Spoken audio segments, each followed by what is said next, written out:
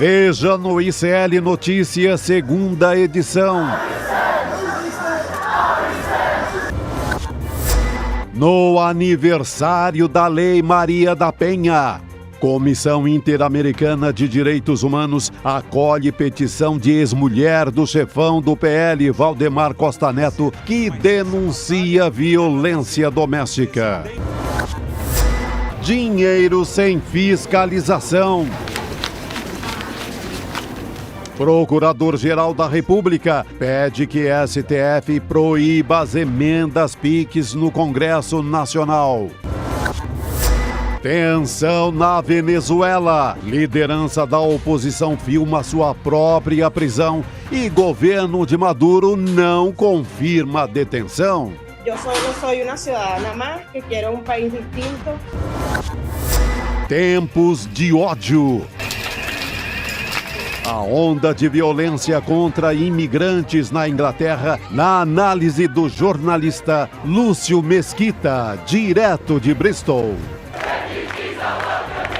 O ICL Notícias, segunda edição, está no ar.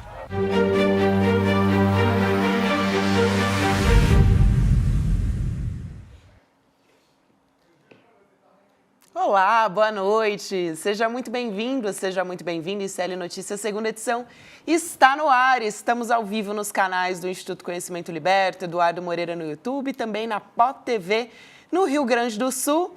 Eu tô aí um pouquinho rouca por causa desse tempo seco, mas tô aqui firme e forte com os meus queridos Chico Sá e Rodrigo Viana. Boa noite, queridos. Muito seco, hein, Chico? Muito seco, rapaz. Esse negócio tá igual a minha terra Não lá. há voz que aguente, né? Não há Umidade voz que baixíssima em São aguente. Paulo. Tá difícil.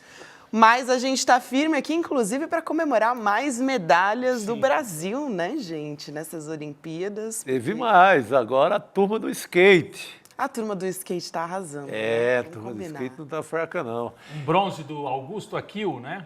Bronze do Augusto. Eu Aquino, gosto, skate quando eu tenho park medalha do masculino. skate, eu fico esperando o pronunciamento da Luísa Erundina, nossa grande Erunda, que ela foi responsável em São Paulo, ela pega a prefeitura de São Paulo com uma herança maldita que era a proibição do skate. O skate era proibido em São Paulo por conta do Jânio Quadros. O Jânio Quadros havia proibido o skate aqui em São Paulo. Erundina é quem destrava tudo isso e quem incentiva o aprendizado e a prática do skate em São Paulo. Por isso que ela sempre vibra mais com as medalhas do skate. Tem uma imagem sensacional da Erundina ainda prefeita, com aquele jeitinho dela e tal, ali fingindo que vai subir em cima do skate. O microfone está funcionando bem agora, Gabi? Será? Não? Acho que agora sim. Tá tudo certo, tá tudo certo. A gente aqui... Por isso, ó, prefeito reaça é uma desgraça para qualquer cidade.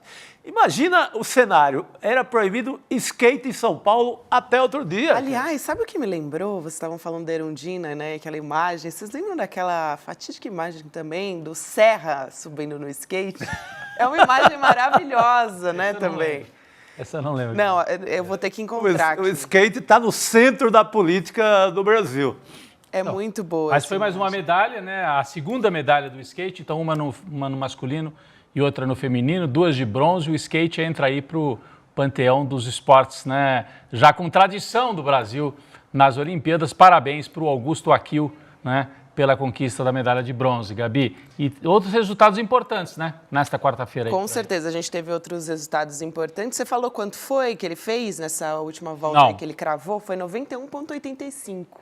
Foi muito emocionante, inclusive. Eu estava assistindo, em paralelo, estava rolando o vôlei de praia, né? Das meninas, que também se garantiram na semifinal do vôlei. Então, estava um momento ali muito emocionante. Olha aí.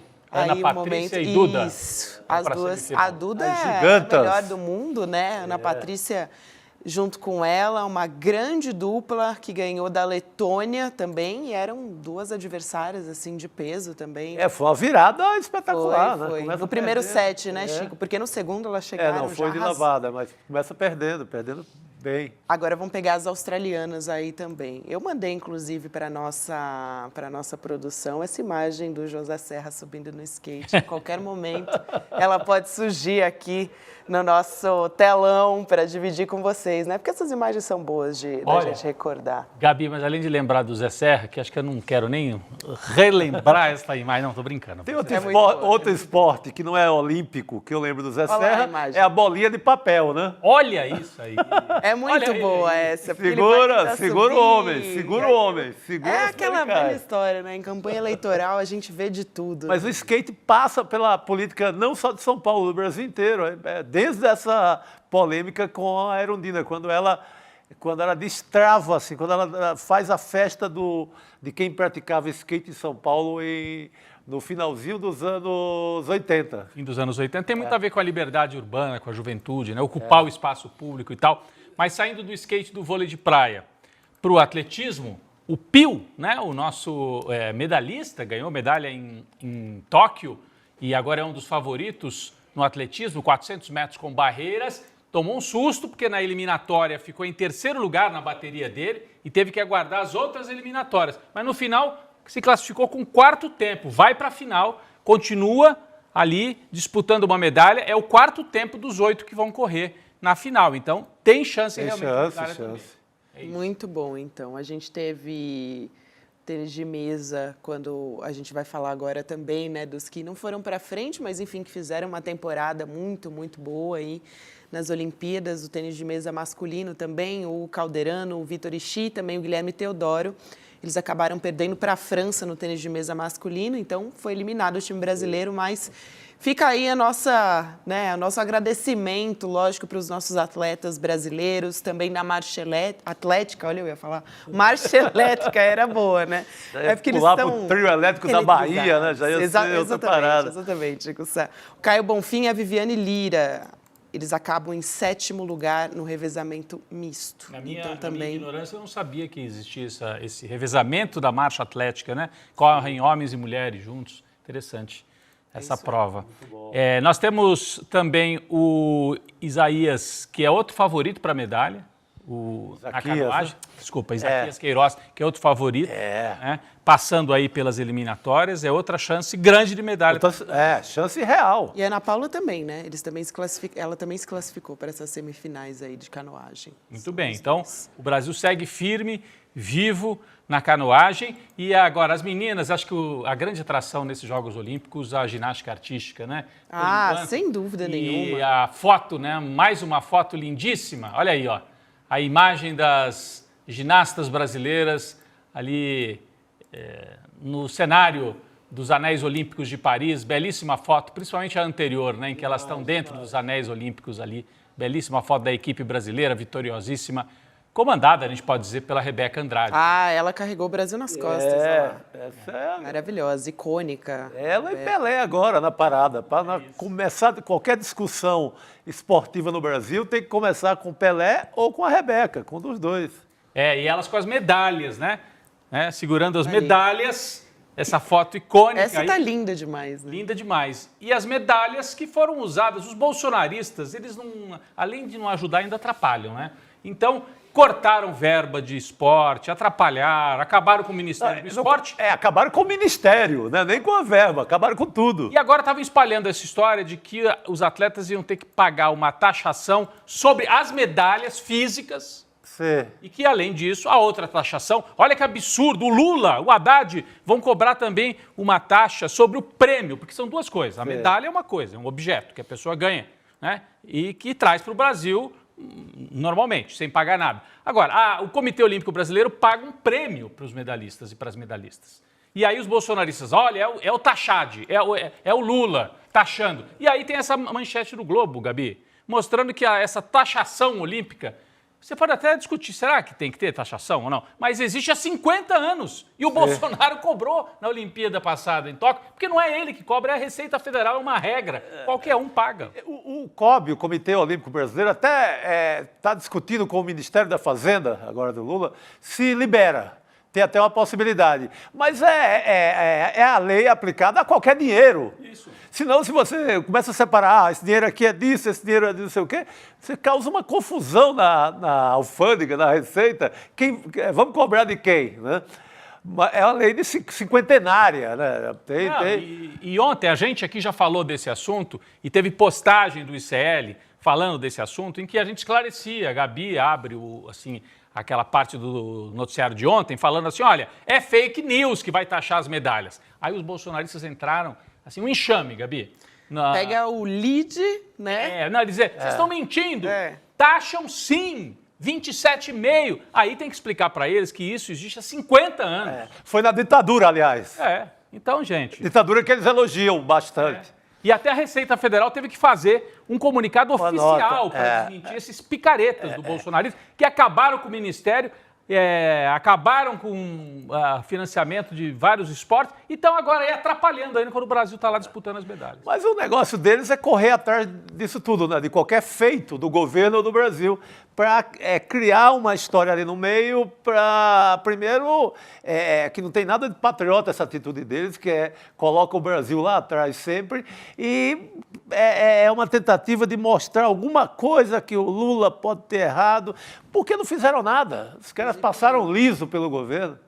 Ressaltar essa manchete, né, que está na nossa tela, mostrando a apuração do Jornal Globo, né, apontando que o governo federal recolheu R$1.200.000 de premiação dos atletas que competiram em Tóquio durante a gestão. Paulo Guedes e o Bolsonaro pegaram para ele só isso.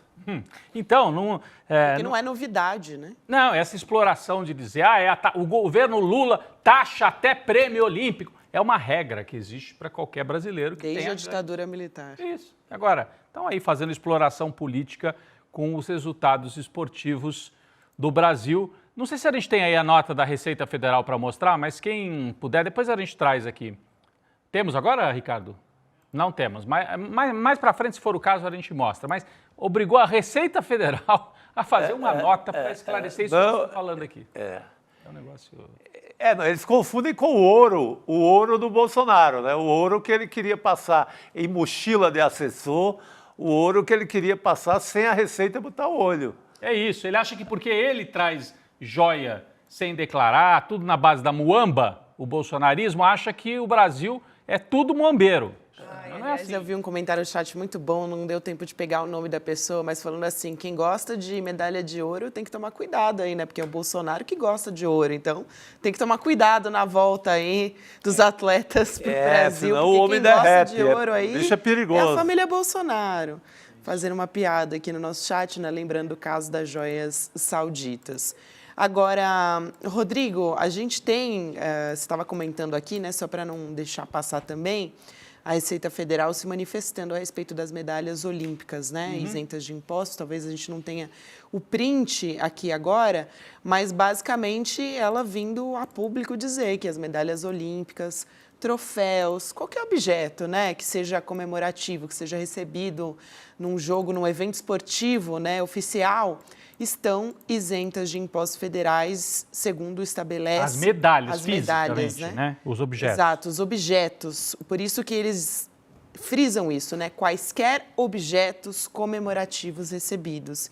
Segundo estabelece a lei tal, enfim, daí eles explicam direitinho, é uma lei de 2007 e também segundo uma portaria do governo federal, e os prêmios recebidos em dinheiro, aí sim são tributados. Então, eles pegam e fazem ali, né, uma especificação exatamente, olha, gente, o objeto não é taxado, o que é taxado é o prêmio que é recebido em dinheiro. Então, só aqui para deixar mais do que claro, né, passar um pente fino dessa informação aí da Receita Federal. Mas o bolsonarismo é esse inferno, obriga a gente, né, que quer falar das conquistas brasileiras, tem que ficar explicando o óbvio, que qualquer um que receba dinheiro no Brasil, a não ser sonegador, gente que faz rachadinha e que guarda dinheiro em cofre e que não declara a venda de imóvel e compra mansão irregularmente, a não ser esses, os outros pagam imposto, viu, bolsonaristas? Então, é normal, o atleta ganha a medalha, não paga imposto, mas o prêmio, se ele ganhar um prêmio em dinheiro, vai pagar. A gente pode até ver, o Brasil pode ver se aprova uma regra específica para deixar de pagar, mas a regra é a mesma para todo mundo. É complicado, imagina, qualquer atleta,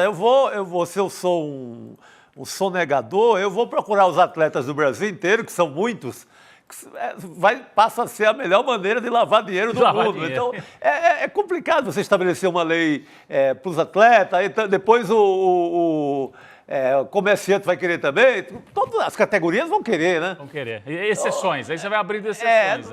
É difícil. Então, medalha, taça, ouro de conquista não é taxado. É o que está aqui. Eu estou com a nota da Receita Federal, esclarece. Além de medalhas, os atletas podem também receber remunerações pagas pelo Comitê Olímpico, federações, clubes, empresas e patrocinadores. Isso é tributado como qualquer outra remuneração de qualquer outro profissional, desde que seja um valor superior ao da faixa de isenção do imposto de renda, 2 salários mínimos. Trata-se da mesma norma aplicável a todos os trabalhadores brasileiros. A Receita Federal não pode dispensar o pagamento, pois isso somente pode ser feito por meio de lei aprovada pelo Congresso Nacional. É a nota oficial da Receita Federal para dizer para os bolsonaristas: vão cuidar de outra coisa, vão trabalhar um pouquinho pelo país em vez de espalhar mentira também na Olimpíada. É isso. Boa. Agora, falando de Olimpíada, vamos voltar para as boas notícias? Bora. Posso? Eu vou aqui para o telão. Vamos, né? A gente precisa de boas notícias. É isso, também. né? E tivemos, né, bons resultados e tivemos um perfil assim diferente nas medalhas no Brasil nesta Olimpíada. Fazendo aqui um balanço. Até agora, 15 medalhas para o Brasil. 14 já no quadro de medalhas e a 15ª, que é a medalha do futebol feminino, que ainda não foi entregue, mas vai ter. Ou é prata ou é ouro. Então, de 15 medalhas brasileiras, 10 vieram das mulheres. 10. De 15 medalhas, 10 vieram de mulheres. Eu vou repassar aqui. As 4 medalhas da ginástica, uma medalha do surf, uma medalha do skate para uma mulher, a do boxe para uma mulher, 2 medalhas do judô e a medalha do futebol feminino. Então, completam-se 10 medalhas, né? E podem vir mais aí, hein? Nós temos mais 3 aí que podem vir. A Ana Marcela, da maratona aquática, o vôlei feminino e o vôlei de praia feminino. Então, por enquanto, 2/3 das medalhas são das mulheres brasileiras. E quando nós vamos para as medalhas de ouro até agora, as 2 são de mulheres brasileiras negras. A Rebeca Andrade, né? As 2 medalhas de ouro, aqui está a turma do vôlei de praia aqui no telão, mas as 2 medalhas de ouro, Rebeca Andrade e Beatriz Souza, do judô. Rebeca na ginástica, né? No ouro, e no solo, né? Que ela ganhou o ouro, e a Beatriz Souza, a grande judoca brasileira, saiu o primeiro ouro com ela. Então, é uma Olimpíada das mulheres. É uma Olimpíada das mulheres brasileiras. E, além dessas que a gente já mostrou aqui, e do vôlei de praia, e do vôlei feminino, que está dando um show, foi para a semifinal, o futebol feminino, né? A gente comemorou demais desde ontem, essa comemoração se expandiu ao longo das horas, né? Ao longo de várias horas, né? O time teve 2 vitórias contra favoritas, ganhou das donas da casa e depois ganhou da Espanha, campeã do mundo, nos 2 jogos sem a Marta. Sem a Marta, que está suspensa desde a primeira fase, no jogo com a Espanha, inclusive, né? Ela foi expulsa. Então, o Brasil jogou 2 jogos sem a sua principal craque e aí fez um jogo mais coletivo, um jogo em que o segundo, principalmente, 4-2, deixou as espanholas desnorteadas e, inclusive, gerou uma atitude estranha da principal craque espanhola, que declarou depois do jogo, a Geni, né, é o nome dela, declarou depois do jogo que perdemos para um time que nem jogou futebol.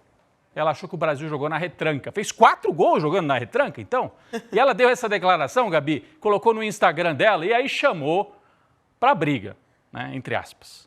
Os brasileiros e as brasileiras entraram, deu um enxame no Instagram da atleta espanhola, dizendo: você está desrespeitando o futebol brasileiro, está desrespeitando as atletas brasileiras. E aí foram ali para responder que os brasileiros invadem as redes da jogadora espanhola que criticou a seleção de futebol feminina. Mas deixa ela criticando, ela está fora da final e o Brasil vai para a final contra os Estados Unidos. E aí, falando sobre o time de futebol feminino do Brasil, a Miri Lacombe, que o Chico Sá conhece bem, né? Grande cronista esportiva, né? Escreveu um belíssimo artigo tentando fazer assim, de onde vem esse time de futebol feminino consistente do Brasil que chega à disputa da medalha de ouro. E aí, a manchete que ela traz, ela escreve dizendo que o futebol feminino deve muito à estrutura montada no Corinthians. É um longo trabalho que começou em 2015, quase 10 anos, quando o Corinthians resolve investir em futebol feminino e traz um time que já existia, que era o Audax, monta o time feminino do Corinthians. No começo jogava ali no Parque São Jorge, né, o antigo, no clube, né, no antigo campo do Corinthians. Aí a gente pode ir para a página seguinte, né? Ali foi só o começo, o futebol feminino começava. Em 2016, o Corinthians formou um grupo de estudos para entender mais sobre o futebol feminino. Uma pesquisa descobriu que a torcida do Corinthians tinha mais mulheres do que homens. Foi uma surpresa. Depois, o grupo entendeu que as mulheres não eram retratadas na história do clube. E aí passou a ver como prioridade investir no futebol, já que tem tantas torcedoras também corintianas que acompanham o futebol. Vamos para o próximo trecho do artigo da Miri Lacombe, em que ela vai, né, traçando toda essa trajetória.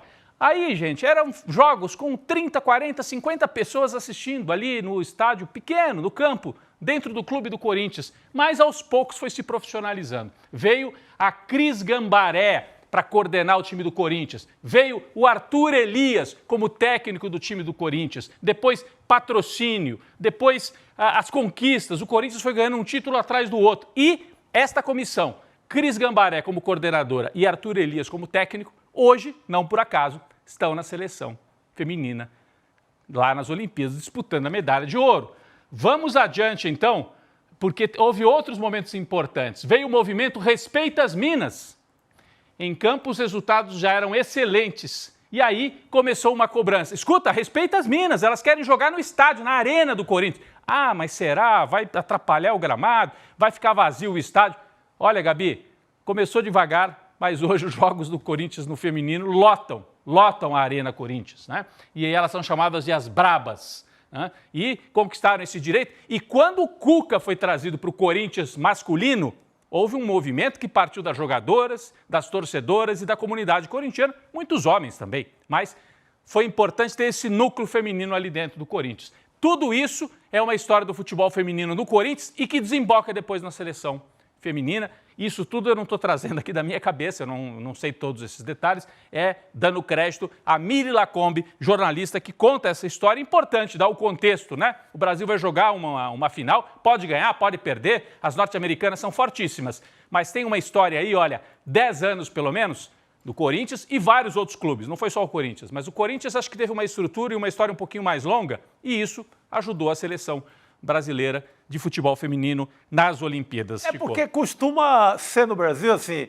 uma televisão aposta ali 2, 3 anos, um clube contrata e aposta uma temporada. O Corinthians manteve isso como uma política mais firme. E a gente tem que lembrar, Gabi e Rodrigo, que o futebol feminino no Brasil foi proibido no Estado Novo, pelo Vargas, ficou proibido até 79. Até quase agora. Era proibido porque o decreto do Vargas dizia que não era compatível com a natureza feminina e etc. Por aí. Era uma coisa meio vaga. Aí alguns clubes desobedeciam, algumas mulheres desobedeciam, graças a Deus. Em 65, a ditadura proibiu mesmo. Proibiu mesmo. Aí não era mais nada como vago, não. Aí era proibido o futebol feminino no Brasil. Em 79 cai a proibição e começa a ser praticado ali lentamente. E essa história do Corinthians é muito importante dentro desse contexto. Estamos falando de 50 anos, né, Gabi? É pouco tempo, né? É pouquíssimo tempo, mas é impressionante, né, como o movimento das mulheres, tudo isso que a gente está vendo agora é fruto da luta das mulheres. Sim. Em todos os âmbitos e no esporte não é diferente. A própria Miri Lacombe sempre foi uma dessas vozes fundamentais no jornalismo esportivo, né, uma das pioneiras, está aí até hoje. A Karina Almeida, aqui da nossa produção, ela também está super antenada, né, em tudo sobre os Jogos Olímpicos aqui. E ela ressaltou, Rodrigo, também que, além de tudo, é a primeira vez na história que há um número igual de homens e mulheres competindo nos Jogos Olímpicos e Paralímpicos em 2024 agora, a gente está falando, então... Nossa, importantíssimo. Pela primeira vez, olha Primeira só. vez. Na delegação brasileira, 55% de mulheres. Então, dos 277 atletas, olha só, que representam o país em Paris, 153 mulheres. Então, 55%. Na última foi 47%. Então, olha aí, mais um avanço aqui que a Karina traz pra gente. Gabi, você tem colunistas como a Mili Lacombe, pioneira, comentaristas, narradoras, né? Então é legal. E você... Eu vi a gente falar, a gente não está acostumado ainda com mulher. Vai acostumar, já acostumou. Eu, assim, tenho uma narradora que eu gosto muito ali no futebol, né? Que tem um pique, assim. Enfim, não vou aqui citar nomes específicos. E queria agradecer a minha irmã, estamos falando das mulheres, a minha irmã que me mandou esse artigo. Falou, olha só que legal esse artigo. Muito bom, muito bom. Heloísa, minha irmã, falou, olha aí. Esse artigo aqui conta uma história bonita sobre o futebol feminino. E de ontem também, a Mili, eu não consigo, né, porque a Mili, ela é maravilhosa, mas ontem ela também escreveu um artigo, ainda falando das mulheres nas Olimpíadas, Rodrigo e Chico, falando, eu achei genial, assim, porque ela diz o seguinte, né, que as mulheres elas ensinam, né, o amor entre as mulheres. Em Paris, as mulheres ensinam a amar. Aí ela fala sobre mulheres que não querem que outras sejam criticadas, que elas sejam secadas. A Raíssa Leal não queria porque são amigas dela. A própria Simone Biles também, amiga da Rebeca, as duas, uma torcendo pela outra ali. Então, esse espírito ali de coletividade entre as mulheres que existe, todo esse legado do patriarcado nosso, que mulher gosta de competir com mulher. É competitiva, não tem nada disso. Gente, homem é competitivo, mulher é competitiva, e no esporte tem que ganhar, não tem essa. Mas uma coisa é ganhar desrespeitando, outra é ganhar respeitando. Chico, você ia falar, né? Não, a gente ia falar da Mili, reforçando isso. Leiam Mili Lacombe, porque é bom todo dia, na verdade. Todo dia. Muito todo bom. Dia. Muito bom. E eu estou lembrando da cena no handball feminino. A jogadora brasileira que carregou a jogadora de Angola. A jogadora de Angola torceu o joelho, caiu no chão. Não tinha maca, eu não sabia, ou pelo menos não apareceu a maca. A jogadora brasileira, fortíssima, carregou a colega angolana e tirou de quadro. Bom exemplo, né? É um exemplo importante. Olha, a gente continua aqui olhando para as Olimpíadas, o Brasil continua olhando para as Olimpíadas. Daqui a pouquinho nós vamos mudar de página. Acho que essa semana ainda, né? Vamos até o final da semana olhando bastante para a Olimpíada. Daqui a pouco nós vamos começar a olhar para as eleições, gente. Né? Essa semana já tem debate eleitoral. O Brasil vai sair da pauta das Olimpíadas, daí mergulha definitivamente nas eleições. Amanhã tem debate eleitoral em São Paulo e em outras capitais. E aí mistura eleição, mistura Venezuela. Eu achei interessante. O Guilherme Boulos foi entrevistado. E perguntaram para ele, claro, sobre Venezuela. E ele saiu com uma posição bastante crítica ao Nicolás Maduro, inclusive usando a nota do partido do PSOL. O Boulos falou o seguinte, olha, vamos aguardar, mas ele disse que a Venezuela não é o modelo democrático preferido dele, Guilherme Boulos. E cobrou transparência na divulgação dos resultados. Estou falando do candidato da esquerda em São Paulo, PSOL. Movimento, né? Veio do movimento dos trabalhadores sem teto. Boulos diz que Venezuela não é o seu modelo democrático e cobra transparência. Ele falou, vamos aguardar, se não aparecer mesmo, se for uma eleição que não tem esclarecimento, aí não vai dar para dizer que é democracia mais na Venezuela. Usou essa frase. Então, o Boulos se colocou de maneira bem enfática em relação a isso, Chico. E eu acho que vai ser um tema que vai ser explorado durante mais um tempo, depois vai mudar também, porque as pessoas vão querer debater os temas e as necessidades das suas cidades. A gente continua olhando para a Venezuela com alguma preocupação. Eu sempre lembro, é claro, debate sobre democracia, autoritarismo, mas eu acho que a gente não pode ficar só nisso, porque na Venezuela a oposição não tem essa prerrogativa de falar em nome da democracia. Uma oposição autoritária, uma oposição golpista. Então, a gente tem que prestar atenção no que está acontecendo na Venezuela, mas olhar também o grande jogo, a geopolítica. Hoje mesmo uma cena que deve arrepiar o pessoal dos Estados Unidos, né? Navio de guerra da Rússia chegando lá na Venezuela. A gente até separou a imagem aqui, essa imagem circulou nas redes. Na Venezuela eles estão usando muito. E esta imagem desse navio de guerra russo chegando à Venezuela, talvez explique um pouco por que os Estados Unidos tiraram o pé. A gente falou disso já aqui. iam reconhecer a oposição como vitoriosa. Não, vamos esperar um pouquinho. Né? No meio da eleição lá dos Estados Unidos, com os russos mandando navio lá para a Venezuela e com o Maduro dizendo, se forçarem muito a mão, eu entrego os poços de petróleo para a Rússia e para a China explorarem. Então, é uma guerra grande. Estados Unidos não estão preocupados com a democracia na Venezuela. Estados Unidos querem o petróleo. Né? Então, vamos olhar para a democracia e autoritarismo, mas sem ingenuidade. O jogo não é de democracia e autoritarismo, o jogo é petróleo, geopolítica, né? E a gente tem que ficar atento a isso também. Bom, falando em América Latina, rapidinho, eu vou só citar aqui que os Estados Unidos têm eleição no fim de ano e hoje saiu mais uma informação mostrando como a Kamala Harris tem crescido, né? Tem aquelas agências de aposta nos Estados Unidos, o pessoal aposta em tudo e a aposta é um bom termômetro para saber se a Kamala Harris está forte ou não está. Olhem só, um mês atrás, quando Biden ainda era o candidato dos democratas, você ia para as casas de aposta, aqui eu estou falando da Polymarket, que é uma das empresas de aposta. Olha como o Trump abriu, o Trump é a linha vermelha. Ele era favoritíssimo no começo de julho em relação ao Biden. Mais de 60% achavam que o Trump é que ia ganhar, o Biden estava abaixo de 40%. A Kamala Harris é o cor-de-rosa. Quando ela entra aqui, ela sobe. Hoje, 51-47%. Então ela está encostando também nas casas de aposta, as pessoas acreditando que ela definitivamente entrou no jogo e inverteu. O Trump sai de grande favorito para uma eleição indefinida, onde a Kamala Harris tem agora, me parece, um leve favoritismo. E por isso que os Estados Unidos também estão cautelosos para ver o que vai acontecer aqui na Venezuela e na América Latina. Para terminar mesmo, Gabi, esse começo aqui do nosso programa, falamos de América Latina.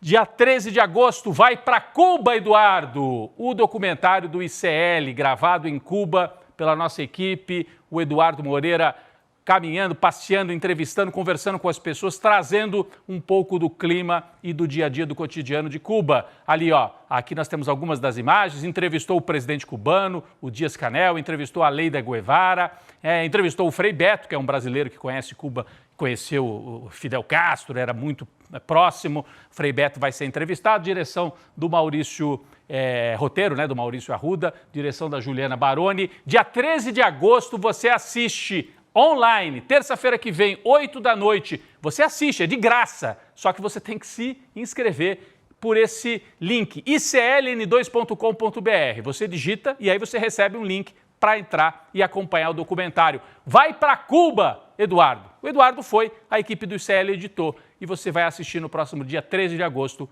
esse documentário. Gabi. Boa, garoto! Bem, gente, agora tem muita notícia importante para a gente começar a trazer por aqui. Vamos voltar a dar uma olhada para o Brasil. A gente estava falando de Olimpíadas, foi para a Venezuela também, eleições nos Estados Unidos, mas agora, Rodrigo, acabou de sair uma notícia que, olha, é um verdadeiro libera geral e, na verdade, é um entendimento que envolve o presidente Lula. Só que o maior beneficiado com essa decisão, gente, é o Jair Bolsonaro. É uma espécie aí, o começo da anistia está aqui. O que aconteceu? O Tribunal de Contas da União entendeu que o presidente Lula não precisa devolver um relógio de luxo que ele recebeu de presente do governo da França em 2005. Olha só essa história, então. Esse entendimento é de hoje, da maioria do TCU. Então, está abrindo margem para que seja aplicado anistia geral. Anistia. À Arábia Saudita. As joias de Bolsonaro recebidas pelo governo da Arábia Saudita. Tiraram o bicho da papuda agora mesmo. É isso. Julgou esse pedido do Lula, né, para que ele devolvesse, né, o pedido para que o Lula devolvesse o presente, que é avaliado esse relógio em R$60 mil. E sabe de quem que foi esse entendimento? Agora é mais um ponto importante. A gente começa a trazer aqui a linha fina do negócio, né? O entendimento foi do ministro Jorge Oliveira. Ele alegou que não existe uma norma que defina o conceito de, abre aspas, bem de natureza personalíssima, fecha aspas, que é justamente a alegação do Bolsonaro, né? Que eram bens personalíssimos. E o Jorge Oliveira ele foi indicado para compor, né, a corte, sabe por quem, né? Pelo Jair Bolsonaro. Mas daí é um voto, né? A gente já sabe como é que foi a votação, Gabi? Sim, então, ele foi um ministro, né, que encaminhou esse... teve esse entendimento e aí prevaleceu. Só que, no caso, a gente está falando da maioria do TCU, né? Uma decisão que foi da maioria do TCU. E você agora libera geral, porque uma coisa aí tem um novo entendimento, Lula vai lá, devolve o relógio que está com o patrimônio, está no palácio, está lá, está com o patrimônio público. Não foi um relógio que foi vendido em casa, em joalharia dos Estados Unidos, lá na Califórnia, em Miami, etc., ou em Nova York. É um relógio que está lá, ia ser devolvido pronto. Tem nova regra, e está dentro do patrimônio, ela já está dentro do patrimônio público. Outra coisa é você anistiar toda essa muambaria toda, que rendeu muita grana para a família Bolsonaro, em nome disso. Mas é aquele acordão que a gente vem avisando aqui. É um acordão, exato. Tem um acordão em andamento e vai ser para livrar Bolsonaro não só disso, para livrar Bolsonaro de tudo. Vamos chamar a Heloísa Vilela para a nossa mesa aqui, ela que estava de férias, já tinha muita gente perguntando, cadê a Heloísa Vilela? Elô Vilela chegando para conversar com a gente logo sobre essa bomba que está caindo sobre a gente nesse começo de noite. Elô, boa noite.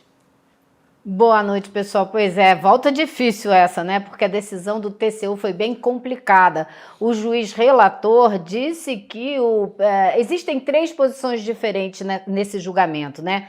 E a que prevaleceu com 5 votos foi essa que disse que o TCU não tem uma regra específica para presentes, então não são eles que têm que julgar. Mas o relator disse que sim, que quem recebeu presentes tem que devolver, só que a regra existe desde 2016 para esses presentes chamados personalíssimos. Então, que ela deveria ser aplicada no caso do Bolsonaro, mas não deveria ser retroativa. E uma terceira posição, que foi apoiada por por apenas um juiz, que foi ele que se pronunciou, dizia que devia ser retroativo, todo mundo que ganhou devia devolver e pronto. Então você tem aí 5 votos, deixando claro que o Bolsonaro vai se livrar dessa história se forem mantidos esses entendimentos, 2 dizendo que tem que devolver desde 2016 para frente e 1 dizendo que é para todo mundo devolver. Eu queria só fazer mais uma pequena diferença. Esse Cartier que o presidente Lula ganhou não foi um presente do governo da França, foi um presente do fabricante, da Cartier mesmo, tá? Não sei se isso quer dizer alguma coisa, se não quer, porém, existe aí alguma diferença. Importante, Elô, você dizer isso. Um esclarecimento que eu acho importante a gente fazer aqui também, né, Elô, e você pode ajudar a gente. O relator desse caso é o ministro Antônio Anastasia, né, Rodrigo? Sim. A gente debatia Estava lendo aqui, até peço desculpa que eu estou de cabeça não, baixo. Imagina. Ouvindo a Elô e lendo, porque a notícia, porque a notícia agora há pouquinho. Estourou agora. Mas o pessoal sabe que a gente está aqui apurando a todo momento, né? Então, é o ministro Antônio Anastasia o relator desse caso, né, Elô? E ele entendeu que o presidente não precisa devolver o presente. Agora, todo mundo está apontando justamente o nome do ministro, e eu estava ressaltando aqui o Jorge Oliveira, justamente por ser o indicado do Jair Bolsonaro, né? Então, queria aqui que você ajudasse a gente a entender aqui a notícia esse que eu cenário. tenho, desculpa, Gabi. Claro, assim, mas eu posso até ler junto com a Elô talvez tenha mais informação. Então, Oliveira, indicado por Bolsonaro, argumentou que não há norma que defina o conceito de bem de natureza personalíssima.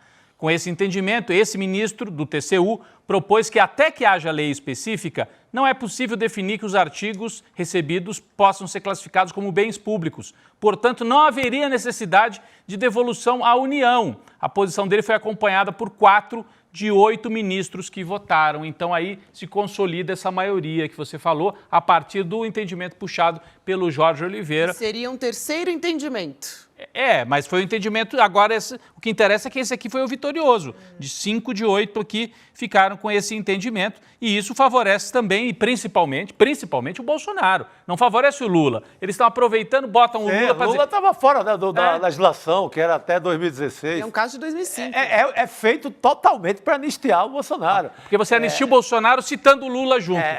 E agora, eu acho que não... Não, vai lá, Elô, desculpa.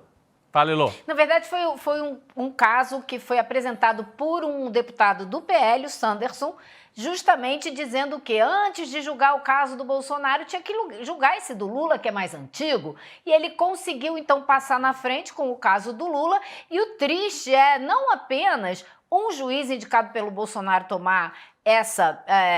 ter esse entendimento, mas ter sido acompanhado por outros 4, o que indica que, então, se eles vão manter a palavra de hoje, eles também vão dar uma ampla vantagem para o Bolsonaro, num caso que não tem absolutamente nada a ver com o outro. Uma coisa é um relógio de 60 mil, que foi um presente do fabricante, mas que a gente ainda pode considerar, talvez todo mundo ficou sabendo, melhor que o presidente Lula tivesse devolvido os 2 relógios que ele ganhou aí em 2005, para não criar outros problemas. Mas não sei se isso mudaria o posicionamento desses juízes que hoje chegaram a essa conclusão, porque me parece que a intenção é realmente livrar a cara do Bolsonaro de algo que a gente nem sabe ainda, né? Não tem como comprovar ainda, se foram presentes fabulosos, né, milionários, em troca de outros favores, venda de refinaria ou o que seja, né? Elô, e tem também o Jorge Oliveira, né, que é esse ministro, ele propôs também, nesse entendimento dele, a criação de uma lei, né, que regulamente essa história, então, esse tema. Ele defende que, sem legislação, não é possível definir os presentes recebidos durante o mandato como bens públicos. Agora, tem Essa história está muito mal contada, né, gente? Eu acho que nós temos que ouvir um advogado. Temos que ouvir. Exato. Eu estou cheio de dúvida. Por exemplo, o Lula vai lá, embora o relógio dele não esteja dentro da legislação, que é até 2016, ele devolve. Aí eu pergunto, e como o Bolsonaro vai devolver? Ele já vendeu, isso já foi caracterizado como lavagem de dinheiro, já foi definido como crime de lavagem de dinheiro, já foi definido como associação criminosa, ele se junta a outras pessoas para mandar esse patrimônio que seria público para fora do Brasil, é vendido em joalharias de Nova York, fora do Brasil. Então, ele transformou o que seria do patrimônio público em um produto de roubo, porque ele fez que saísse do Brasil e foi vendido lá fora. E o dinheiro já foi embolsado. A minha pergunta é, e agora? Então não é crime? Vai deslavar o dinheiro? Então, olha, Chico, foi interessante. Elô, o advogado Joaquim Palhares, que eu conheço há muitos anos, escreve aqui, viu a gente falando aqui, escreveu, e disse o seguinte, cuidado, a decisão não liberou nada. Decisão do TCU não vale mais que Constituição. Muito boa. Além do mais, diz o advogado Joaquim Palhares, Bolsonaro não tem como devolver todos os bens, já que alguns foram vendidos, como acabou de dizer aqui o Chico Sá. O melhor é mesmo chamar um especialista nesse tema, conclui aqui o Palhares que está nos ouvindo. Bolsonaro torrou todas as joias. Tem uma outra sutileza nisso aí também. O TCU, essa decisão desses 5 ministros hoje, está falando em legislação, dizendo que não existe uma legislação para lidar com essa situação. O que a gente sabe que existe é uma regulamentação do TCU a respeito de bens personalíssimos. E agora eles estão dizendo que não existe uma lei para dizer o que, afinal de contas, é bem personalíssimo. Então, acho que sim, Rodrigo. Acho que você destacou com muita propriedade que a gente precisa ouvir um especialista nesse caso para entender realmente se eles estão tentando uma brecha, né, sair pela tangente para arranjar uma maneira de anistiar o Bolsonaro no caso das joias ou não, se eles estão olhando só para esse caso e o caso do Bolsonaro vai ser tratado de uma maneira totalmente diferente, porque ele não pode, inclusive, devolver algumas coisas. Eu acho que, tecnicamente, nós temos que ouvir um especialista. Agora, politicamente, eu acho que não resta dúvida de que favorece a argumentação, essa decisão favorece a argumentação do Bolsonaro, porque isso promove uma espécie de empate. Eu digo assim, na guerra de opinião pública, né? Você puxa o Lula para dentro da sujeira do Bolsonaro. É isso. Então, vai muito favorecer. Esperto. Os caras foram muito espertos. Mas isso é sim, é um pacote, politicamente a gente pode dizer que é um pacote para anistiar o Bolsonaro em andamento. Isso não é de hoje. Defesa Você vê que o Gonê virou o Aras, está caladinho lá, não mexe nada. Esperando. E a própria defesa do Bolsonaro já se pronunciou, né? Claro, avaliando o óbvio, né? Que a decisão do TCU favorece o ex-presidente Bolsonaro, porque as investigações contra ele, né, essas vendas e tentativas aí... Tentativas também, né? Porque não foram só vendas, foram tentativas frustradas. E como era o plano Agora, deles isso era é um esse. spin, né? Isso é o spin, como os americanos falam, né? É. Eles estão turbinando uma decisão do TCU que não necessariamente vai dar ganho de causa para o Bolsonaro. A gente, como disse esse advogado que o Rodrigo acabou de mencionar, né? Isso é só a fake news já se antecipando, né? É. É uma operação porque é jurídica, é uma operação que é jurídica, é política e é de comunicação. É tudo ao mesmo tempo. Nesse momento, eles ganham um argumento para fazer a guerra de comunicação e para, eventualmente, forçar um pouco ali, tanto o Gonê, pressionar o Gonê para que não denuncie de maneira mais efetiva o Bolsonaro, nesse caso das joias, que ele está ali esperando, e também o próprio Supremo Tribunal Federal. Eu acho que o Supremo não vai sofrer pressão de decisão desse tipo, mas é um elemento a mais, né, Chico? Agora, essa joia é como se tivesse sido igual a taça Jules Rimet, tivesse sido derretida. As joias do Bolsonaro. A joia do Bolsonaro. As joias do Bolsonaro, elas desapareceram. Ele tentou, tem o advogado, o trapalhão lá, ele consegue comprar um relógio ali na Bacia das Almas, ele recompra um e devolve. Então, esse estaria ok pela nova regra. Mas aquele kit, Não, toda a joalheria inteira, a Arábia Saudita toda de joias, está descoberto. Foi vendido, foi torrado em Nova York. Virou dinheiro. É porque uma coisa Virou bufufa, cacau, tá no bolso da família. Isso virou, se não era crime, virou crime. Porque foi mandado para fora do Brasil e foi vendido. Patrimônio público nacional vendido. Não tinha sequer essa decisão do TSU. Então, o crime está feito. Deixa eu só fazer um esclarecimento aqui, que eu acho que algumas pessoas do chat estão confundindo, porque a defesa do Bolsonaro entende que a situação dele é a mesma que do presidente Lula. É o que vai tentar fazer colar. O que eu disse que é de 2005 é o presente que o presidente Lula recebeu.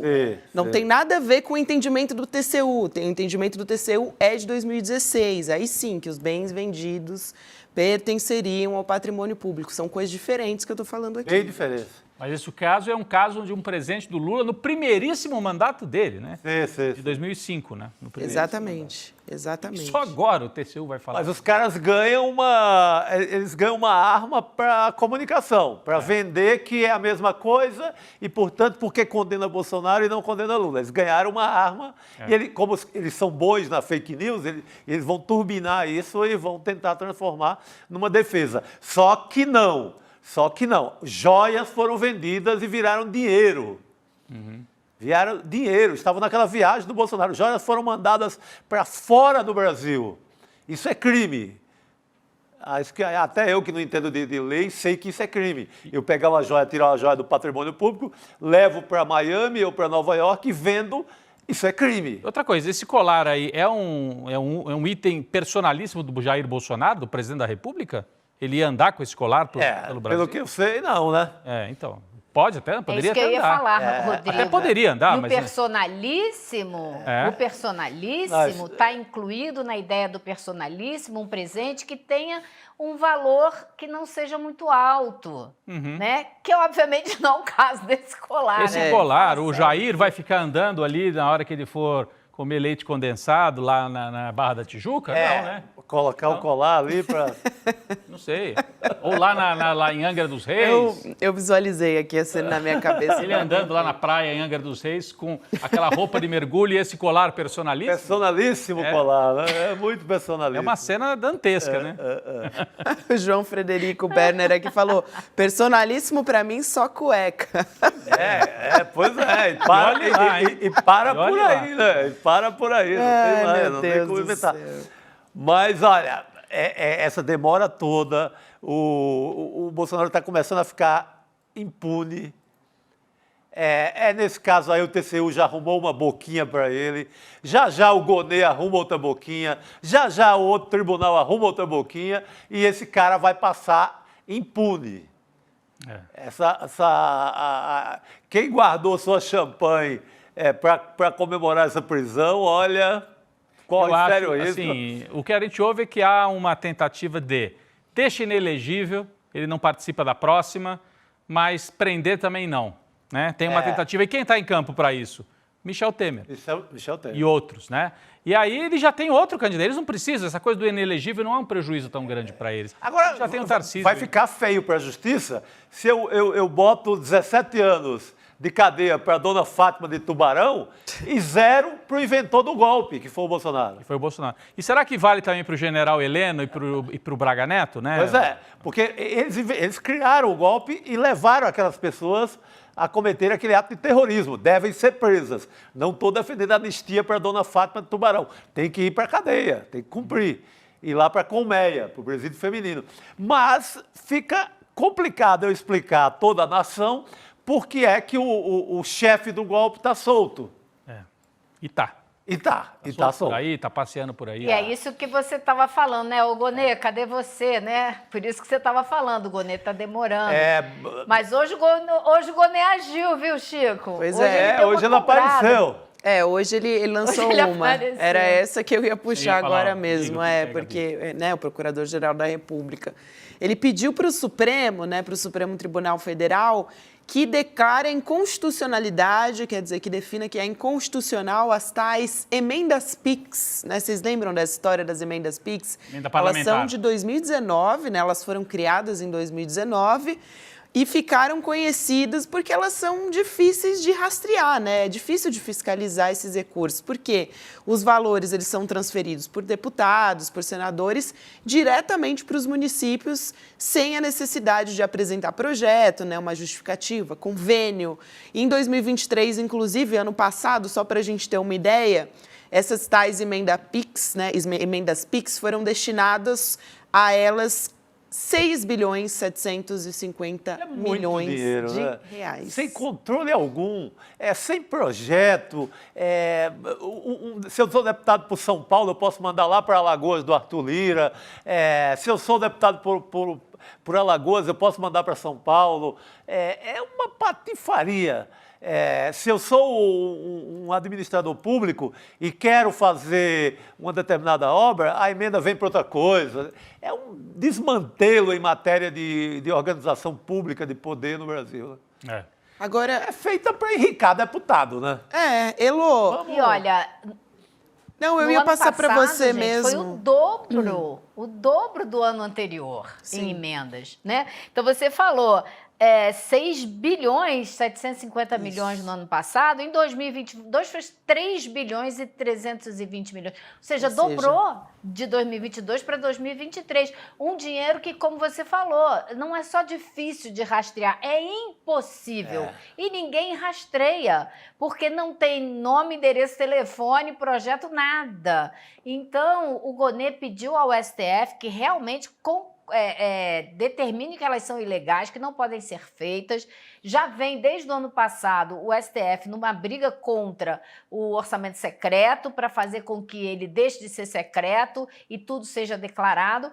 Então, hoje o Gonê fez esse pedido. Vocês lembram que na semana passada a gente disse que o Dino fez uma audiência de conciliação, né? Trouxe advogados da Câmara, do Senado, e conversou sobre isso, estabeleceu uma série de regras e quer saber para onde foi esse dinheiro que passou, esses 6 bilhões e tanto aí. Ele quer uma discriminação desses gastos. Então, o Gonê hoje, ele disse que esse tipo de emenda, ela fere pelo menos 7 aspectos da Constituição, sem falar de desvio de recursos, porque ninguém sabe para onde vai o dinheiro. Você também tem aí o princípio da transparência, a população fica sem saber, sem ter o direito de saber para onde o dinheiro que a gente paga em imposto está indo, sem contar que você também não pode fazer política pública. Se você determina programas de saúde, educação, diretrizes gerais para o país, você não pode implementar porque os senadores e deputados estão mandando a verba para onde eles bem entendem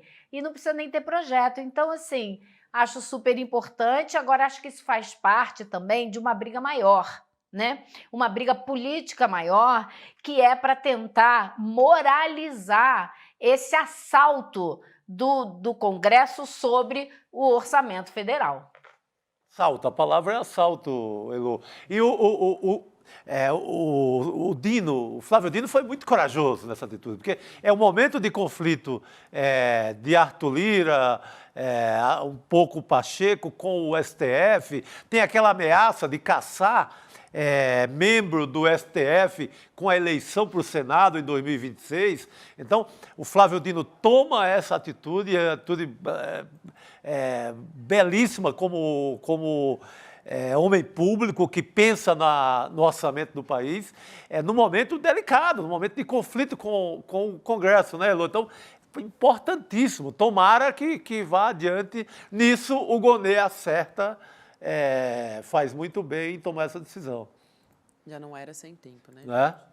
Elô. Mas a gente continua esperando que ele comece com os processos do 8 de janeiro em cima de quem mandou, né? Por favor. Isso aí continua bastante quietinho, né? Continua na mesma, por enquanto. Elô, quero trazer um outro caso aqui, que você que trouxe pra gente, né? Inclusive em primeira mão.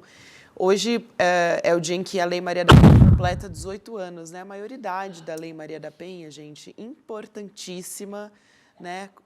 Uma lei, inclusive, que tem sido muito atacada pela extrema-direita, pela personagem, né, que originou essa lei, que deu a origem a essa lei, que é a Maria da Penha, que quase morreu, enfim, foi violentada pelo marido dela na época. E a Comissão Interamericana de Direitos Humanos acolheu, né, uma petição que foi apresentada pela defesa da ex-mulher do Valdemar Costa Neto, que é a Maria Cristina Mendes Caldeira.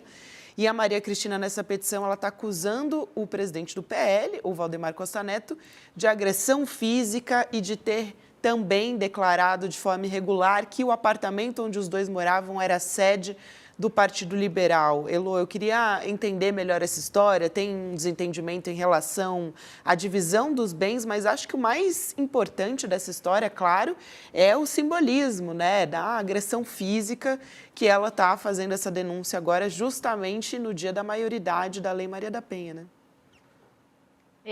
Justamente, Gabi, ela faz a advogada apresenta o caso da ex-mulher do Valdemar de uma maneira bem ampla. Então, assim, violência física, violência patrimonial, violência psicológica, o volume de processos na justiça que ele abriu contra ela. Inclusive, tem um agora nos Estados Unidos. Ela fugiu para os Estados Unidos com medo das ameaças que sofreu aqui, foi dirigir Uber nos Estados Unidos para sobreviver. E agora está sendo processada lá também por difamação e o processo está correndo. E essa advogada, então, entrou com a petição há coisa de 2 meses na Comissão Interamericana de Direitos Humanos, apresentando todo esse caso e mostrando como ela não tem conseguido o amparo da justiça para se proteger de tudo isso. E aí ela conta, tem até uma foto curiosíssima na petição que me chamou a atenção, porque ela diz que quando ela saiu de São Paulo para morar com o Valdemar, que casou com o Valdemar, veio morar em Brasília,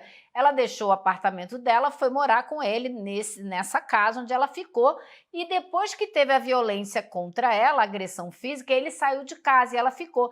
Aí ele conseguiu mandado de busca e apreensão para retirar tudo do apartamento, dizendo que o apartamento era do PL, então que os bens eram do PL. Agora vocês veem, acho que a gente tem a foto para mostrar aqui de um dos bens que eles mandaram recolher, além da máquina de fazer ginástica, que eu não sei para que o PL queria, eles pegaram essa mesa de jantar, que era a mesa de jantar da casa dela, mas mais do que isso, gente, eles pegaram a cama de casal para levar. O PL a cama mandou de recolher casal é a do cama? PL. A cama é do PL? O PL?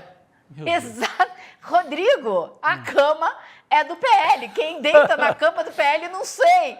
Mas era a da casa dela, né? Deve ser para guardar dinheiro embaixo, né? Para guardar dinheiro debaixo do colchão, né? Dinheiro vivo, dinheiro vivo ali, eles gostam. Só se for. Agora, é muito importante para a defesa dela que a Comissão Interamericana de Direitos Humanos tenha acolhido essa petição, porque agora o próximo passo é a comissão cobrar uma explicação do governo brasileiro para entender o que está acontecendo com essa mulher que teve que fugir para os Estados Unidos. E é importante isso, né, Lu? Porque lá em 2001, essa mesma comissão, ela condenou o Brasil por omissão no caso da Maria da Penha, né? Porque a Maria da Penha foi à justiça, foi às delegacias, muitas vezes ela tentou ser ouvida, não foi e ela quase morreu por conta disso. E é por isso que hoje a gente tem a Lei Maria da Penha, né, que tantas mulheres podem recorrer. E ainda assim a gente tem muitas dificuldades, né, em relação a todo esse atendimento, a mulheres, né, que sofrem violência doméstica de maneira geral, mas é uma lei fundamental que mudou completamente o nosso patamar, né, de atendimento às mulheres. Gabi, Elô, eu não sei se a gente vai pegar aqui de surpresa a nossa produção, mas só para lembrar que na Argentina, aqui o país vizinho, o ex-presidente Alberto Fernandes está sofrendo uma denúncia, né, de ter agredido a ex-mulher, a então mulher, quando ele estava na presidência. Isso está no noticiário na Argentina e é um tema, assim, enfim, gravíssimo também. Estamos falando de um ex-presidente, um presidente de centro-esquerda, progressista, mas está aí com essa denúncia agora de que teria agredido tanto agressões verbais quanto agressões físicas durante o período em que foi presidente da Argentina, Gabi. É um fato aí... Nossa, que loucura. Uma loucura. E tem outras pessoas que a gente não pode nem mencionar por motivos legais, mas que também têm acusações sérias. Tem poderosos abusos, da né? Câmara Federal, que não podem ser citados porque ele recorre à justiça e conseguiu censurar meios de comunicação, que também é acusado desse mesmo crime que o Valdemar é acusado. Importantíssimo, gente. Importantíssimo essa decisão hoje, Elô. É mais um reforço, né? Principalmente quando a gente está falando de poderosos, né? Como o Valdemar Costa Neto, contra esse outro aí, né? Que não pode ser nomeado. Aquele que não deve ser nomeado. Parece o Voldemort, quando eu lia os livros para os meus filhos lá. Voldemort. Né? Do Harry Potter. Voldemort, não pode ser nomeado. Do Harry Potter. Quase que eu falei o nome que não podia, né? A minha ascendência portuguesa. Nossa comunidade é inteligente, sabe de quem a gente está falando. É o Voldemort, aquele que não pode ser citado. Muito bem, gente. Tem uma outra história que a gente quer aproveitar a Elô aqui para trazer também, né? Sobre a responsabilização das pessoas envolvidas lá no 8 de janeiro. Até o momento, sempre bom ressaltar, estamos falando de peixes pequenos, né? Mas a primeira turma do STF formou maioria para tornar ré uma mulher que escreveu, talvez você se lembre dessa história, aqueles dizeres, né? Perdeu o mané na Estátua da Justiça, na Praça dos Três Poderes. Ela estava fazendo uma referência àquela fala do Barroso, né? Quando ele estava sendo ali perseguido por alguém da extrema-direita, né? E aí, Barroso, não sei o quê. E foi no momento das eleições, aí o Barroso falou, perdeu o mané, não amola. E aí foram pichar, Essa foi né? lá nos Estados Unidos, não foi? Foi nos Estados Unidos, foi nos Estados Unidos, Elô. Agora é interessante... Essa é a Débora Rodrigues dos Santos. Ela está na cadeia desde março do ano passado, foi presa, né, na 8ª fase da Operação Lesa Pátria da Polícia Federal. E aí a gente tem 3 dos 5 ministros, viu, Chico, da primeira turma votando para aceitar a denúncia que foi apresentada pela PGR. Impressionante, Gabi, a convicção dela. Ela achou que esse golpe que estava em andamento no 8 de janeiro estava com sucesso absoluto e que ia ser concluído. A convicção de todos os criminosos que estavam lá era de que esse perdeu o mané, resolvemos, ganhamos a parada aqui. Ele estava achando que era aquilo, né? Que iam retomar o poder e o Bolsonaro ia seguir mandando no Brasil. Agora, quem atiçou a população e essa turma contra os ministros do STF, contra a justiça brasileira? Quem comprou briga o tempo todo e ficou desafiando os ministros do STF? Não fui eu, não foram vocês, né? Foi Jair Messias Bolsonaro. Então, ele deveria estar respondendo por isso, não só ela também, porque não tinha nada que fazer isso com patrimônio público, com uma estátua que fica lá na Praça dos Três Poderes. Mas ele tem responsabilidade sobre isso, né? Eu acho assim, quando aparece essa foto e atrás, eu estava pegando água aqui com o Chico, aparece ele perdeu o mané e a moça ali em primeiro quadro, né? Em primeiro plano, perdeu o mané, né? A legenda para ela mesma, né? Ela picha e deixa preparado para hoje a legenda para ela mesma. Quem que é a mané? Quem é que perdeu? Né? Ela perdeu o mané. Obrigado por ter deixado já a legenda preparada para a fotografia. Foi cair no conto, né, do bolsonarismo, né? Achou que era moleza. É isso aí. Até agora a gente teve 3 votos, o Alexandre de Moraes, o ministro Flávio Dino também votou, e a Carmen Lúcia, e tem também a análise da denúncia vai continuar. Então, até sexta-feira, a gente vai ter esses votos que faltam, provavelmente, que são do Luiz Fux e do Cristiano Zanin. Essa extrema-direita aí que agiu no 8 de janeiro, eles estão por aí ainda. Nós vamos falar já na Inglaterra, como está feia a coisa na Inglaterra. Já, né? Daqui a pouquinho, sobre os ataques aí contra imigrantes e o caos nas ruas da Inglaterra, né? Já a gente vai falar sobre isso também, importantíssimo. Bom, então a gente teve essa decisão e a gente fica, claro, no aguardo dos peixes grandes do mandante, né? Que até agora não virou réu. Vai ter que virar, porque senão vai ficar muito feio. Você, não é? Prende toda essa turma aí, que é criminosa, sim, mas o chefe. Isso aí, então, Elô, obrigada por hoje, bom ter você de volta, elegantérrima aqui na sua volta. O chat estava perguntando, cadê Elô? Cadê Elô? Aí Todo está dia. Elô. Eila! Elô foi dar um respiro no Rio de Janeiro, ver a família. Gente, voltar a pobre correndo da pra Elô, Brasília. semana passada aqui no estúdio, trabalhando de noite, a galera, Pois cadê é, Elô, gente? a galera Deixa a mulher quer descansar todo um pouco, dia, né? todo dia. Ela tá aqui todo dia dando sangue, deixa ela dar uma descansada. Deixa ela ver o no Botafogo dela no Rio, tranquilo. Né? Rio. É isso. Um beijo, querida, até mais. Tchau, gente. Até mais. Bom, a gente continua por aqui, né, Rodrigo? A gente vai trazer agora uma outra notícia também importante, referente à nossa imprensa também, né? E judicial, né? E judicial. Tem decisões da Justiça. Pois é, o Tribunal de Justiça do Tocantins decidiu, hoje, né, essa história, retirar do ar um site de notícias, o Diário do Centro do Mundo, decisão que está acontecendo depois de um processo que foi movido por uma deputada estadual, a Janá Valcari, que é do PL, e ela também é pré-candidata à Prefeitura de Palmas. Olha só, no Tocantins. Então é uma bolsonarista do PL que pediu para retirar do ar um site, o Diário do Centro do Mundo, DCM, que é dirigido pelo Kiko Nogueira, jornalista Kiko Nogueira, que muitos aqui da nossa comunidade devem conhecer. Ele estava no ar, Gabi, quando recebeu a informação, porque tem o site e tem o canal DCM. E a Justiça tirou do ar, eu estava lendo, tem todos os detalhes aqui, inclusive a nossa solidariedade, né? E total. Com o DCM. Todo o apoio, o Kiko e o pessoal, turma e a do equipe DCM. toda, né? E a matéria do ICL, se você quiser mais detalhes, tem uma matéria aqui no site iclnoticias.com.br que explica. A Justiça do Tocantins, Gabi, disse assim, não conseguimos citar o site porque eles queriam tirar do ar uma matéria específica que fazia referência a essa deputada. Como não conseguimos citar o site, tira tudo do ar. Tiraram do ar um meio de comunicação, gente. É interessante, não é a turma a favor da liberdade de expressão? Total, são eles, são os mesmos. Tirando o meio de comunicação do ar, assim, do nada? Mas agora do nada, né? Por quê? Porque ela foi acionar a Justiça depois de uma reportagem que o DCM fez. Foi publicada essa reportagem em novembro de 2023, né, final do ano passado, e o DCM apurou que a deputada teria faturado 23 milhões de reais por meio de um esquema que envolveria prefeituras de Tocantins e também a banda Barões da Pisadinha. Aí ela não gostou, pediu, né, acionou a Justiça e pediu para o DCM ser tirado do ar.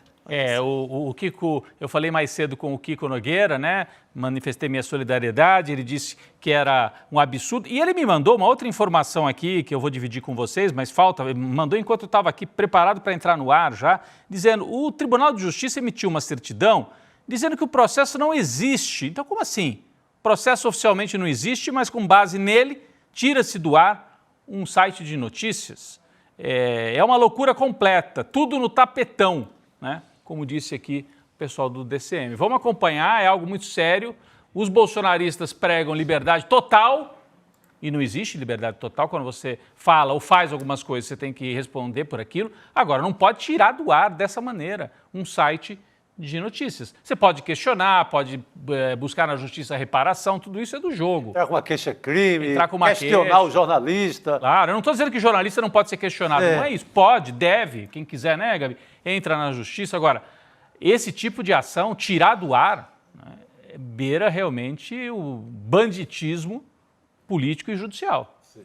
É muito grave. É muito grave e a gente vai continuar acompanhando, né? Se o site vai voltar ao ar, quando vai voltar, como é que vai ser, né? Você vê que essa notícia do suposto desvio dessa política do Tocantins pegou, né? Pegou. Ela sentiu. E ela quer que suma do mapa esse link onde tem essa notícia, porque ela é pré-candidata a prefeita lá na capital do Tocantins, em Palmas. Muito bem. Rodrigo, você adiantou aqui que a gente ia falar sobre a violência contra imigrantes no Reino Unido, também um assunto importante, também envolvendo a extrema-direita, só que no Reino Unido. E a gente vai chamar o nosso convidado aqui, o Lúcio Mesquita, que é jornalista, vive em Bristol, na Inglaterra, está acompanhando tudo por lá. Ontem até a gente trouxe imagens de um homem carregando que parecia ser uma motosserra. Até a polícia local depois fez uma nota, né, Rodrigo, que você trouxe para a gente hoje. Ele estava correndo, esse homem, na direção de um carro com imigrantes. A gente tem essas imagens, mas primeiro eu quero dar boa noite para o Lúcio, que está aqui com a gente, vai conversar com a gente. Lúcio, seja muito bem-vindo. Boa noite. Boa noite. Boa noite. Boa noite. Boa noite, um abraço aí para todo mundo. Está em Bristol, né? Está falando com a gente diretamente de Bristol nesse momento, né? Exatamente. Até seria legal ele explicar, né, Gabi, se Bristol está no foco também desse tipo de manifestação, porque é mais ao norte da Inglaterra que isso está acontecendo, não é? Não, e Bristol teve no fim de semana, teve uma tentativa de ataque a um dos hotéis em que gente que está pedindo asilo político ou asilo aqui na Inglaterra. São vários hotéis que o governo utiliza e a Bristol foi uma das cenas não tão violentas. Rodrigo está certo, a maior parte das demonstrações, dos ataques foram no norte do país, mas Bristol também foi afetada. E hoje também houve, então, alguma movimentação bastante interessante, na realidade. Hoje a história virou, na realidade, de uma conversa sobre mais ações da extrema-direita, porque era a grande expectativa de talvez até 100 locais ou focos diferentes de ataques. O que ocorreu foi exatamente o contrário. O que a gente teve aqui em Bristol, mas teve também em Birmingham, teve em Londres, em várias cidades do país, Newcastle no norte, no nordeste, na realidade, da Inglaterra. Foi a grande maioria das pessoas que foram às ruas, na realidade, eram pessoas protestando contra a extrema-direita e a favor da paz, digamos, a favor do fim dessa confusão toda. E, na realidade, o número deles era muito maior. E, com isso, ou os da extrema-direita foram para casa quietos, porque não se viram na minoria, ou simplesmente era muita conversa de que queriam fazer algo, e também, claro, com a enorme presença da polícia. E um outro detalhe, hoje também, 3 dos primeiros presos nos primeiros ataques foram já condenados à prisão. Então isso talvez possa estar sendo útil para o governo, uma forma das pessoas pensarem um pouco mais antes de irem para as ruas e tentar atacar imigrantes ou destruir partes das cidades. Chico. Lúcio, essa reação foi muito rápida, né? Em 2 dias temos pessoas condenadas. Então, isso, eu até me lembrei um pouco de algumas decisões em relação ao futebol, aos hooligans. A Inglaterra também puniu com muita rapidez e, desde então, se livrou daqueles ataques, daquelas violências nos estados, né? Você falou de 3 pessoas, são de Londres os condenados? Porque vão virar o exemplo, né? O exemplo que virou o jogo, né? Sim, não, são mais de 300 que já foram presos. Claro, vão esperar. Existe um processo, isso também não é na base do pega, prende e condena. É um processo. Essas são as pessoas que já aceitaram, né, o que existe um processo na Inglaterra, o processo é um pouco mais complicado do que o nosso no Brasil, tudo na Inglaterra é um pouco mais complicado do que o resto do mundo, então tem estágios diferentes. Mas basicamente, quando você é preso e acusado pela polícia, você tem a possibilidade de dizer sou culpado ou não sou culpado, sou inocente. Aí se você se diz culpado naquele momento, aí um juiz pode rapidamente determinar qual vai ser a prisão, ou a pena, o que for. Claro, se dizer inocente, não. Esses foram casos, inclusive, que tiveram ataques aos policiais, e aí filmados e tudo mais. Não teria forma Não teria nenhuma como se livrar, né? pessoas terem. Não foi comigo. Então, reconheceram e, enfim, tem todo o processo. Vai ter muita gente que vai falar, não tinha nada a ver com isso, e vão a tribunal e tudo mais, ao processo normal. Mas o que talvez seja uma grande diferença, talvez não tivessem esperado, é que o atual primeiro-ministro, que mal começou no cargo, o Keir Starmer, ele foi diretor de uma espécie do que seria uma espécie do procurador-geral da República Brasileira, seria o equivalente aqui. E quando houve os distúrbios, quando aconteceu em 2011, na realidade um processo em relação à morte de um negro em Londres, que desencadeou também uma série de protestos violentos no país, ele tinha esse cargo. E foi ele que fez isso, de colocar, promotor 24 horas por dia, um processo bem rápido de processar toda aquela papelada toda aqui do processo de justiça e andar mais rápido. Então, ele está usando a mesma tática agora também. Agora, Lúcio Mesquita, jornalista brasileiro que mora em Bristol, conversa com a gente ao vivo aqui no ICL Notícias para trazer informação, né, explicação. Agora, acho que era legal também, Gabi, a Gabi até sugere que a gente rode de novo aquelas imagens daquele sujeito que saiu com aquela espécie de motosserra, até porque teve gente que não viu ontem, né, Gabi? Sim. Mas enquanto rodam essas imagens que mostram um pouco do clima, e a gente já passava outras imagens, aí, ó, então, o sujeito vai buscar a motosserra no carro para ameaçar um casal de muçulmanos, né, que estaria num outro carro. Ó, ele vem com o objeto ali correndo, essas imagens aí assustadoras, né, parece filme de terror, enfim. Isso é uma ação entre centenas, né, houve tentativa de botar fogo, o Lúcio explicava, até em Bristol, mas em outro hotel, em outra cidade inglesa, chegaram a colocar fogo num hotel que é abrigo para imigrantes. Eu queria te pedir um pouco assim da sensação, não sei se é aí no seu bairro, na sua cidade, mas o que você colhe das pessoas aí na Inglaterra, quem é que está? Por que está acontecendo isso agora? A sensação na rua é um mal-estar? É gente trabalhadora? É classe média? Quem é que está indo para a rua fazer essas ações de, entre aspas, caça aos imigrantes? Lúcio, o que você pode dizer para a gente? Olha, uma boa parte, Rodrigo. O medo existe e, claro, existe desde que começou, desde a semana passada. Esse fim de semana eu estava conversando com uma amiga que também trabalha no setor de mídia, e ela é filha de indianos, primeiros imigrantes aqui. Ela cresceu em Londres na década de 70.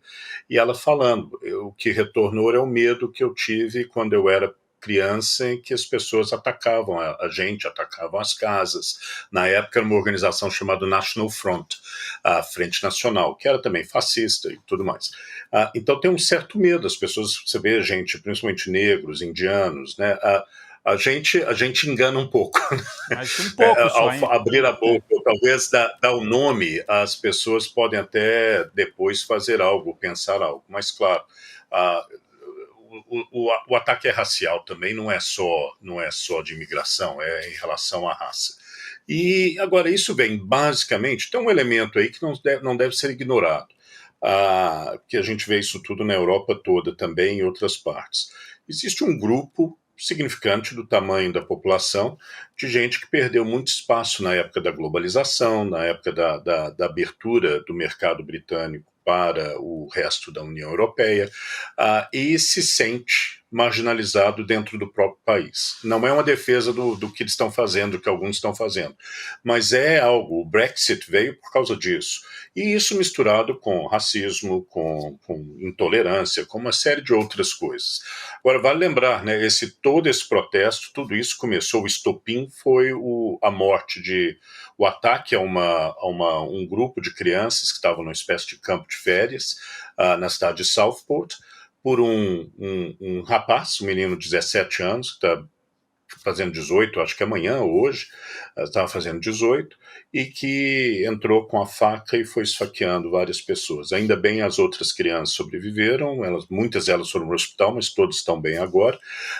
Mas aí o processo de desinformação, né? Aí foi aquela coisa de, é imigrante, chegou nesses barcos, o que acontece praticamente diariamente aqui na Europa, ou no Mediterrâneo, ou aqui em relação à França e a Inglaterra, são esses pequenos barquinhos, esses botes com imigrantes, com gente pedindo asilo.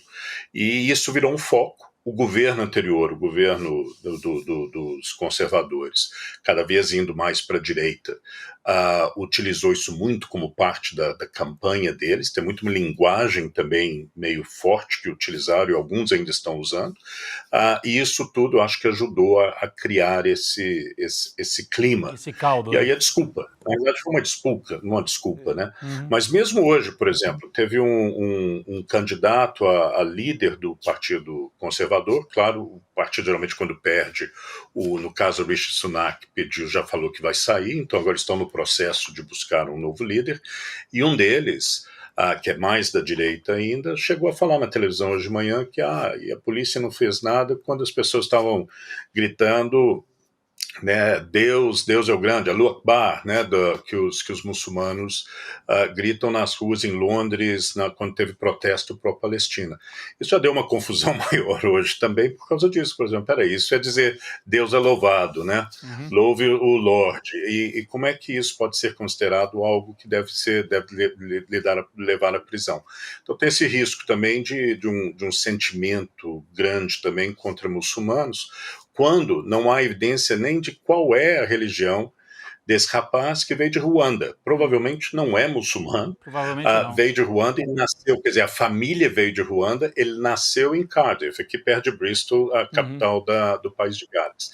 Mas, enfim, detalhes e informação, geralmente os populistas e os fascistas e tudo mais, geralmente não se preocupam com a precisão da informação, isso não importa.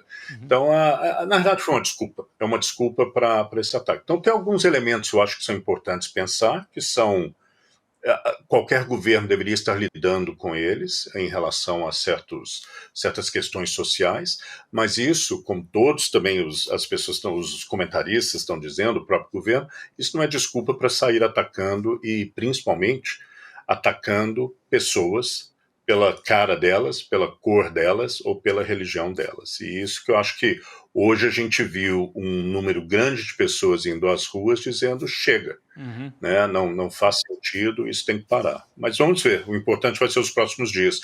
O Chico falou da questão dos hooligans. Um dos medos no momento da polícia, e a polícia está extremamente ativa, é que o campeonato pelo menos de segunda divisão, o equivalente à Série B daqui, começa neste fim de semana.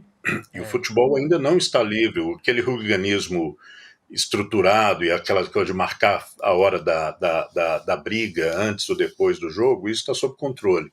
Mas, digamos, tem uma raiz ainda do hooliganismo no futebol, que também tem essas ligações com a extrema-direita e tudo mais. Então vai ser interessante ver.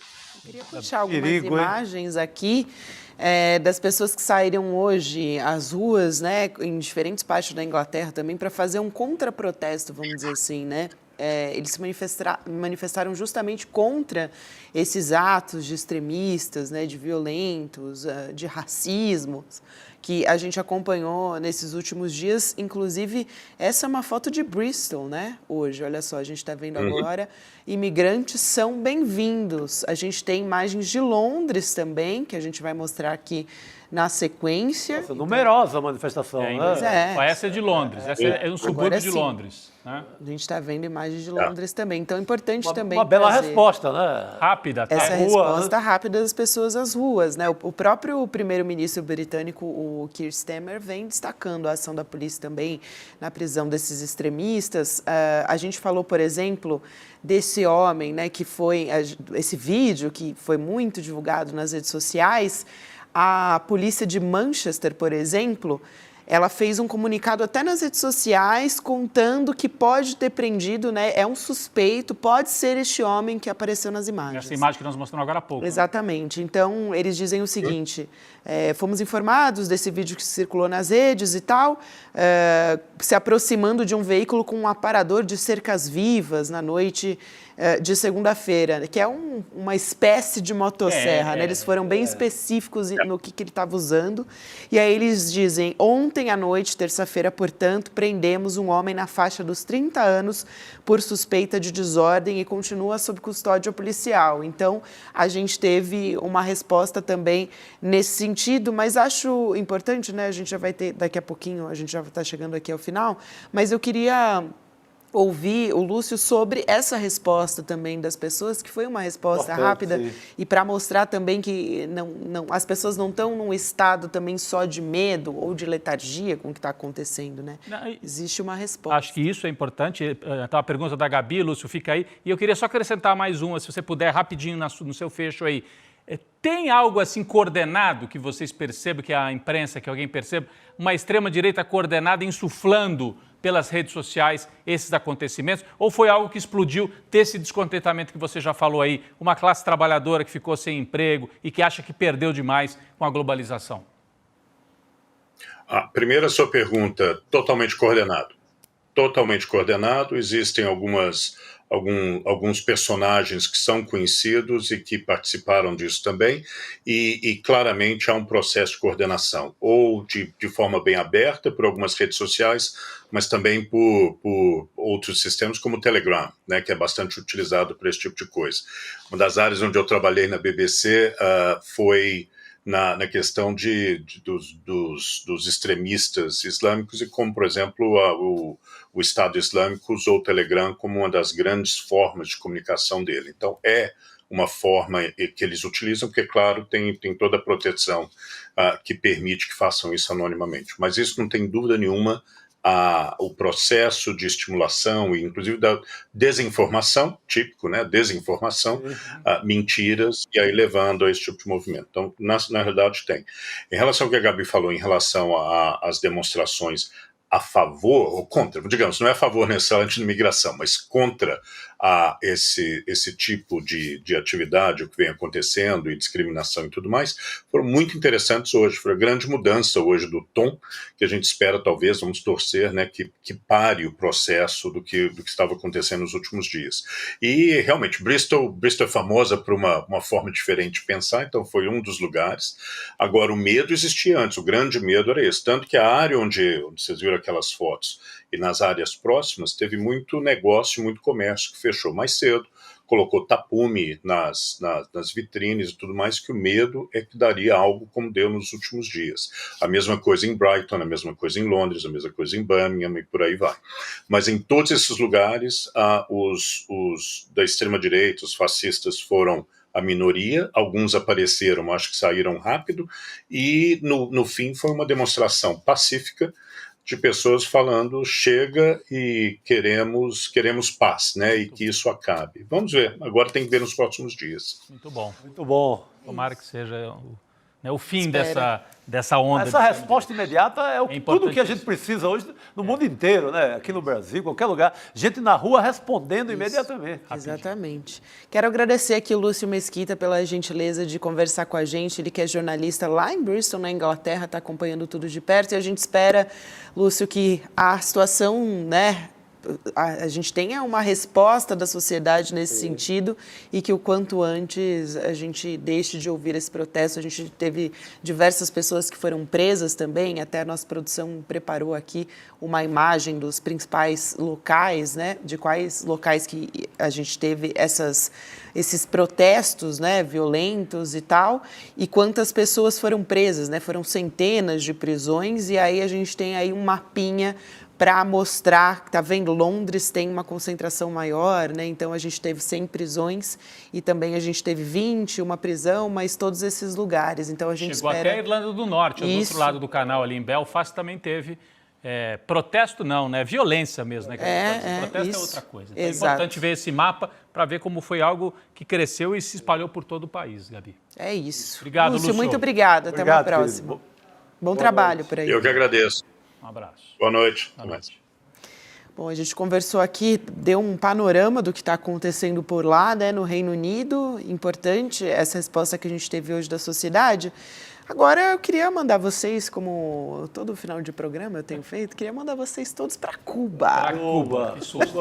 Já leva um susto. Eu sei que a Gabi é muito educada, mas quero mandar vocês Para Cuba, Rodrigo Viana. O Eduardo Moreira foi mandado. Vai para Cuba, Eduardo. E virou documentário, né, gente? Mais de 20 anos que o Edu trabalhou no mercado financeiro e depois ele decidiu, né, ir na contramão de tudo que é dito pela extrema-direita contra Cuba, né? Tem muito preconceito, inclusive. E a gente vai trazer aqui agora um trailer, uma pincelada no que vem por aí nesse documentário. Vamos ver. Você pode ir para qualquer país e fazer qualquer tipo de documentário.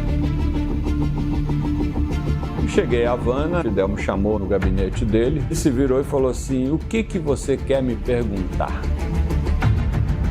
Essas são imagens inéditas e históricas. Disputar a subjetividade, compreender que as relações podem ser realmente distintas.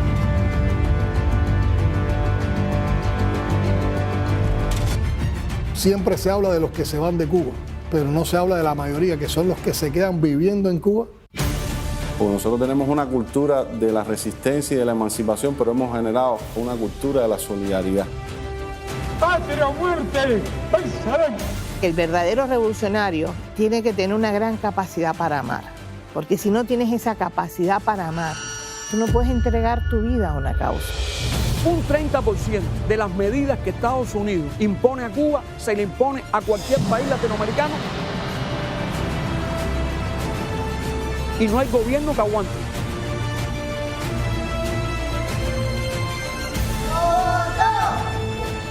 Entrevista com o presidente de Cuba, Miguel Díaz-Canel. Quítenme el bloqueo a ver qué pasa.